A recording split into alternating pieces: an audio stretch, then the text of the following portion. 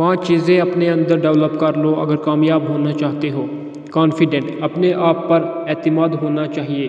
اعتماد کیسے ڈیولپ کریں؟ آپ اشرف المخلوق ہے، اس کا آپ کو پہلے یہ کانفیڈنٹ ہونا چاہیے۔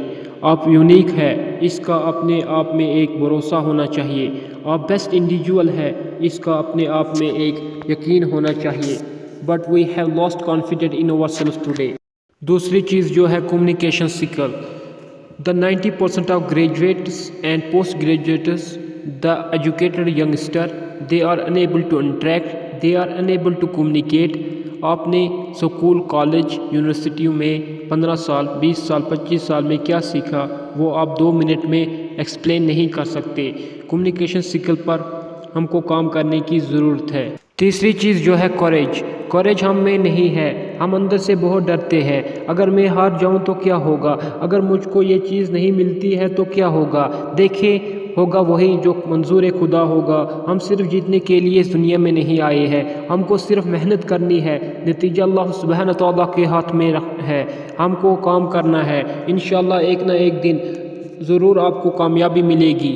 چوتھی چیز جو ہے کمپیشن۔ کمپیشن کی کمی انسانوں میں ہے، ہمدردی ہمارے پاس بالکل بھی نہیں ہے، ہم ایک دوسرے کو مدد نہیں کرنا چاہتے۔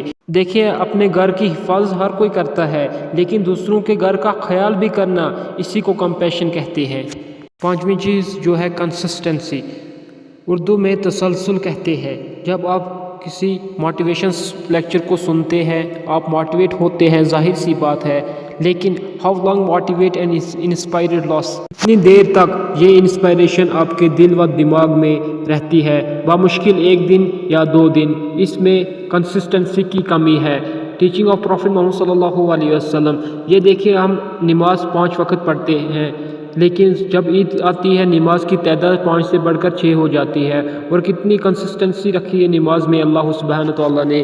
کسی ایک دن معاف ہے ہی نہیں، آپ کو کرنا ہی کرنا ہے۔ تو اسی طرح جب آپ کوئی چیز سیکھتے ہیں، عبادت کی طرح کریں اس کو، سیکھیں اس کو، تو پھر کامیابی آپ کا مقدر بن جائے گی۔